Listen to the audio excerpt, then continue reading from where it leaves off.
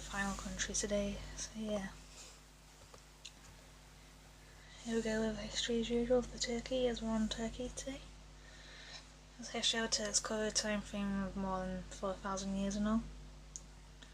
As the Turks first lived in what is now Central Asia, around 2000 BC, and later some of them left Central Asia and spread around, establishing many states and empires independent from each other within a vast area of Asia and Europe. And these empires included the Great Hun Empire, established during the 3rd century BC, the Göktürk Empire from 552 to 740, and the Uyghur Empire from 741 to 840 AD, the Avar Empire from the 6th to 9th century, the Khazar Empire from the 5th to 10th century, and the Great Seljuk Empire from 1040 to 1157, many others. Which we'll be getting to now.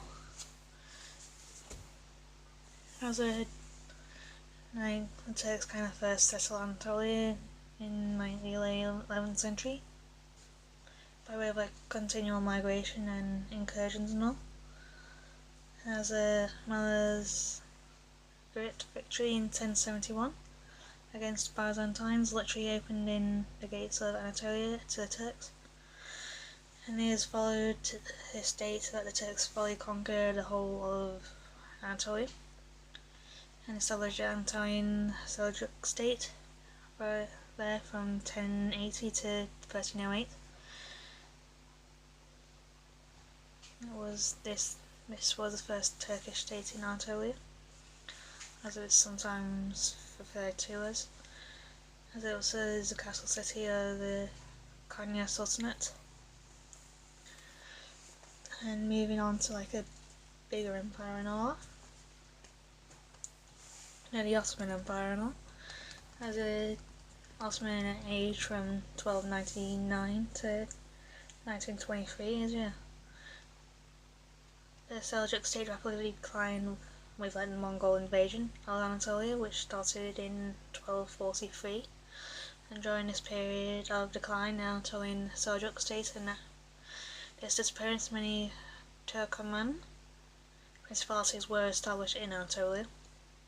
The Anatolian Seljuk state, after its disappearance, many Turkoman principalities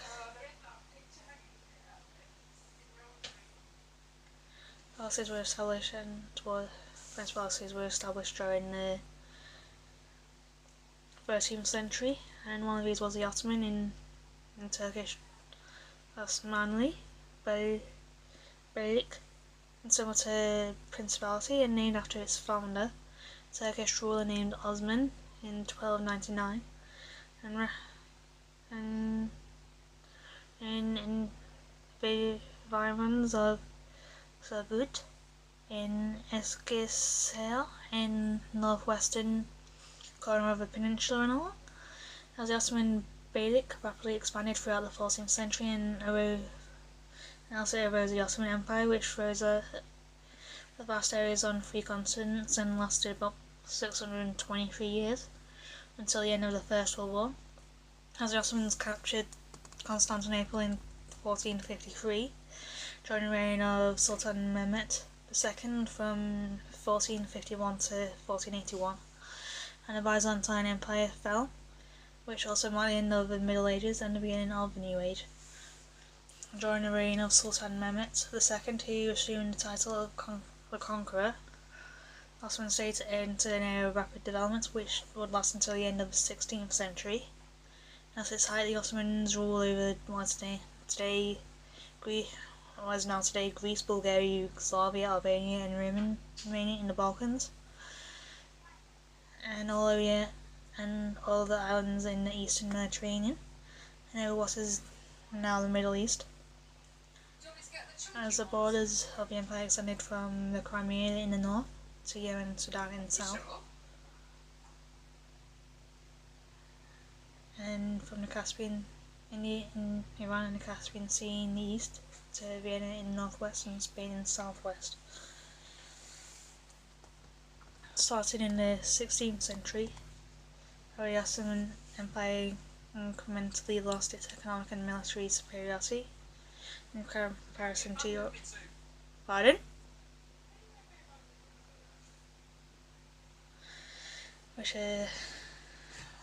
In comparison to Europe, which had developed rapidly with the Renaissance and with its conquest of new territories and access to raw materials with an industrial revolution and all, as the Ottoman Empire failed to adapt to new developments, and thus the balance of power shifted in favour of the European states. As a nationalist movement that started in the 19th century and self-determination movements and rebellions in the Balkan nations, supported by the European powers in Russia, slowly brought the Ottoman Empire to decline.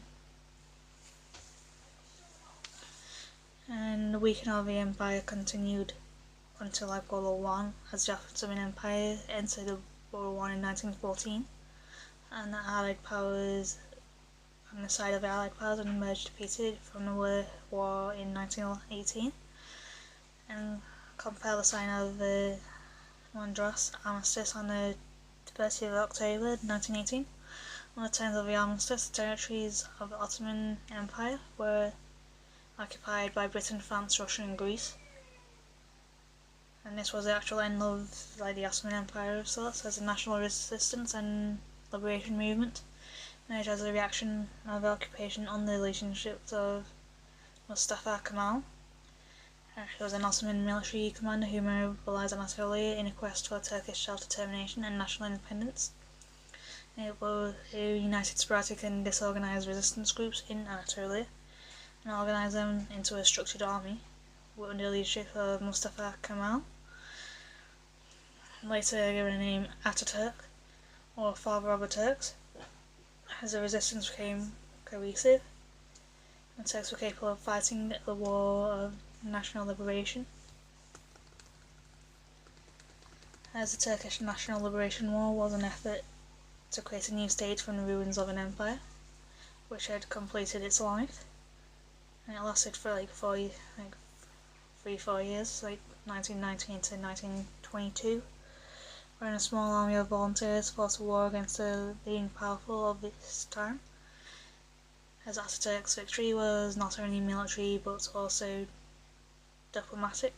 The Turkish military victory was sealed a diplomatic success with the signing of the Bolzano Peace Treaty on the 24th of July 1923, signed with Great Britain, France, Greece, Italy and others, as a treaty recognised the creation of the international borders of the Turkish state and guaranteed its complete independence. As the Republic was proclaimed on the 29th of October 1923.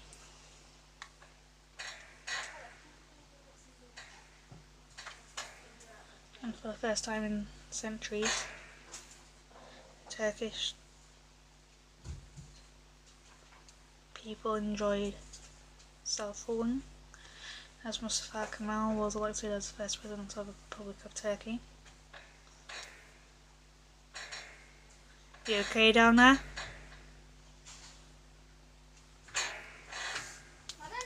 Is everything okay down there? Yeah.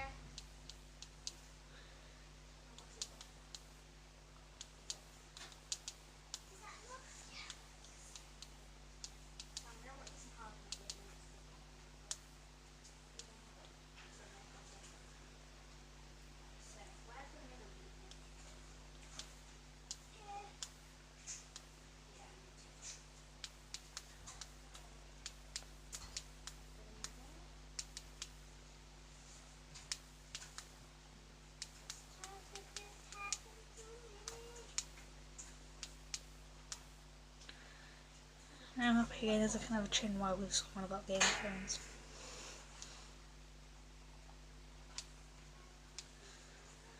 Yeah, after as president for 15 years until his death in 1938, Mustafa Kemal Ataturk introduced a broad range of reforms in possible social, legal, economic and cultural spheres that were virtually unparalleled to any other country at the time. and the first Grand National Assembly under the leadership of Ataturk created a new political and legal system based on principles of parliamentary democracy, human rights, national sovereignty, and division of power, private ownership and secularism, and the separation of religion and state affairs, and the new secular education was established as the Arabic alphabet was changed into the Latin alphabet. And new civil and criminal codes were adapted from European models. Turkish women received equal rights under law, such as the right to vote and all, and elected into public office, which put Turkey ahead of many other Western nations in terms of women's rights and all. It was a revolution that was unparalleled to this at its time and even today. As to bring the predominantly Muslim nation into line with the Western civilization and universal values and all. And yeah, and moving on to Turkish language and all that. As Turkish language or Turkish, Turkcesi, the other, is the major language of the Turkic language family, which is a subfamily of the Altic family languages. As Turkish is spoken in Turkey, Cyprus, and elsewhere in Europe in the Middle Ages.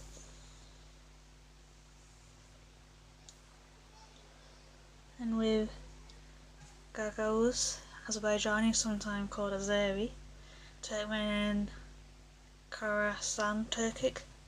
It's one of the forms of southwestern Oghuz branch of the Turkish languages, as modern Turkish is a descendant of Ottoman Turkish,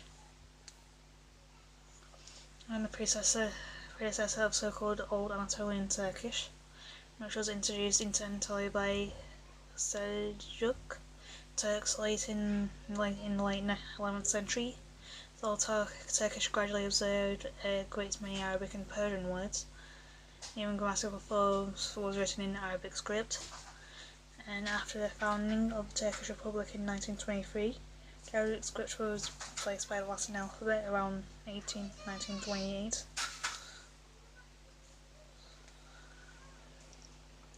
The reforms of the language was also initialized by and supported by the Turkish Republican government, and in spite of disputes and resistance, the movement contributed greatly to purifying Turkish vocabulary of foreign elements. Essentially, a new literary language emerged, and the other one soon became obsolete and all.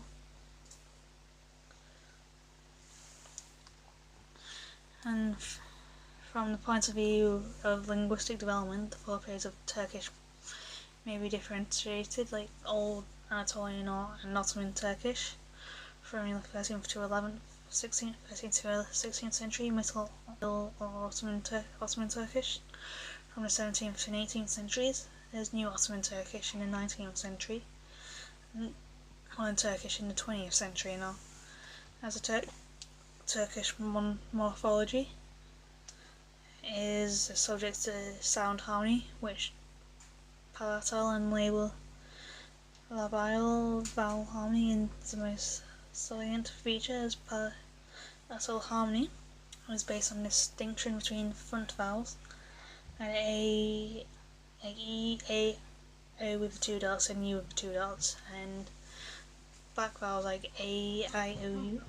As a rule, all the vowels of a word belong to the same class, back or front. And just syntactically, Turkish, like other Turkic languages, tends to use construction and verbal nouns, particles and converbs. In case of English, word use construction with subordinative conjunctions or relative pronouns. Well, yeah. Moving on to legends.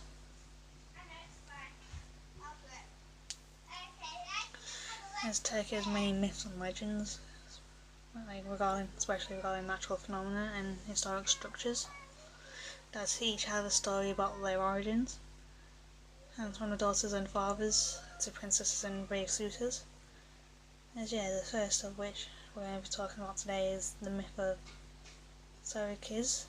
As one of the most famous Turkish legends, Sarıkız is at the highest peak of Kazdagan Mountains in Turkey's Marmara and Aegean region. A long time ago, a beautiful girl named Sarıkız lived in a village of Gure, and all the young men fell in love with her and asked her for her hand in marriage. And when her father didn't see any of them fit enough to become her husband, the young men turned against him and wanted to lie that Sarıkız had done something sinful, and demanded that he either killed her or moved her away from the village. And because the father didn't have it in him to kill his beloved daughter, he decided to take her far away from the peak, to the peak of Kazdagari Mountains, hoping that she would survive on her own, and the young girl succeeded in surviving and helped wanderers who had lost her way. And the father found out that she was still alive. He visited her to find out that she had become a goose farmer, as Kaz means goose in Turkish. Nowadays the peak of that has Sarıkız's tomb is named after her.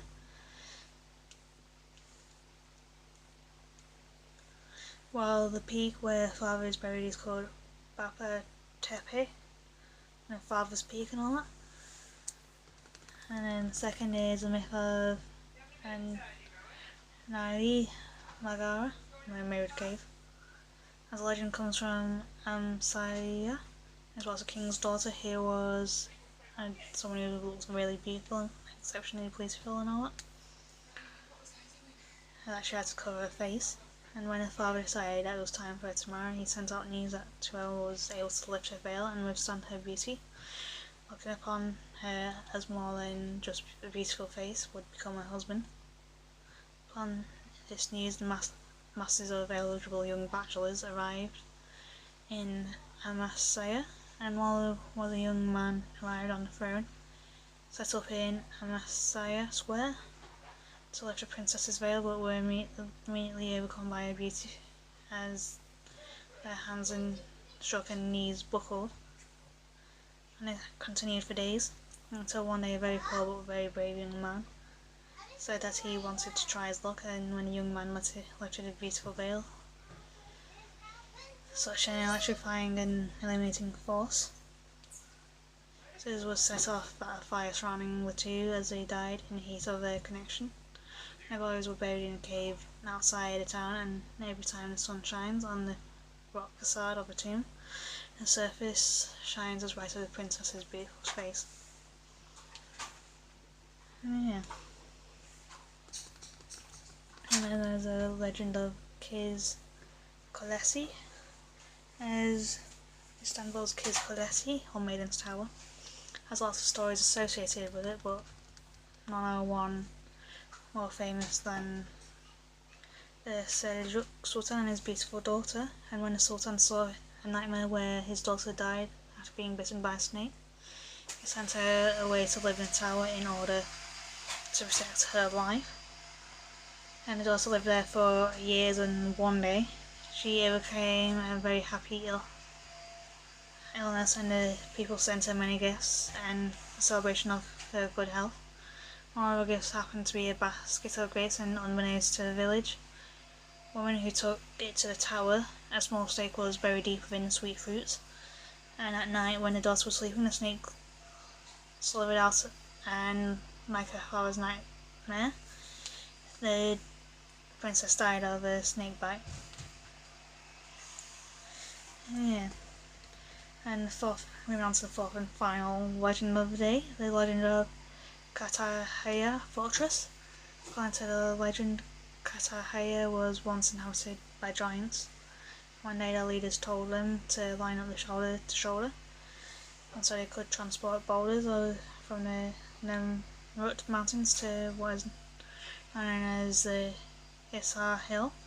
Giants then began to construct a fortress, and it took them a long time for all the walls to go up and the roads to be scraped out by their hands. As a leader, he was now 1,000 years old. Also had a son who was only 300 and suddenly died. As later he witnessed death for the first time, became very weary and gazed upon the fortress he built, saying that if he had known that death existed in this region, he would never have put the stone on top of another. And yeah. Anyway, Turkey does seem like a really nice country and all that. And yeah, it's been there like twice, and both times I went on holiday there and enjoyed it. Going to Antalya and all that, which is like a city in itself. And yeah. Yeah, I'll see you all later for the news and all, and yeah. Bye for now.